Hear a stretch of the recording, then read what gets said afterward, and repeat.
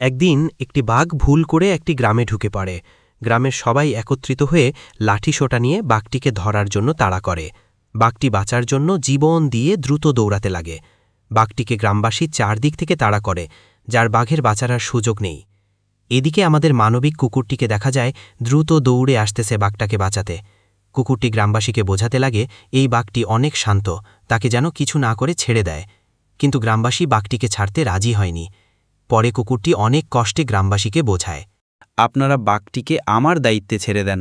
আমি বাঘটিকে দিয়ে গ্রামের সবার জমি চাষ করিয়ে ফসল তুলে বাড়িতে দিয়ে আসব। বাঘটিকে দিয়ে আমরা বিনামূল্যে কাজ করিয়ে নেব। কুকুর এই কথা শুনে গ্রামবাসী রাজি হয়। বাঘটি এই কথা শুনে কুকুরটিকে বলতেছে, তুমি এসব কি বলো? আমি কিনা হাল চাষ করব? কুকুরটি বাঘটিকে বোঝাতে লাগে যে তোমার কাছে হাল চাষ করা ছাড়া কোনো রাস্তা নেই। তুমি রাজি না হলে গ্রামবাসী তোমাকে ছাড়বে না। কুকুরের কথা শুনে বাঘটি নিরুপায় হয়ে রাজি হয়ে যায়। পরে দেখা যায় কুকুরটি বাঘটিকে নিয়ে আসে এবং বাঘটিকে নিয়ে সাথে একটি লাঙ্গল নিয়ে হেঁটে হেঁটে জমির দিকে যাচ্ছে।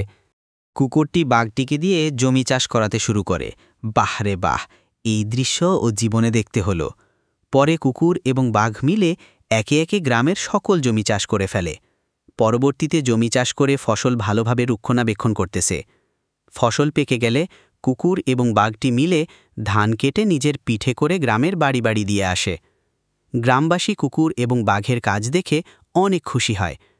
একজন লোক খুশি হয়ে কুকুর এবং বাঘটিকে চিকেন বারবিকিউ খেতে দেয়। সবশেষে দেখা যায় গ্রামবাসী বাঘটিকে ছেড়ে দেয়।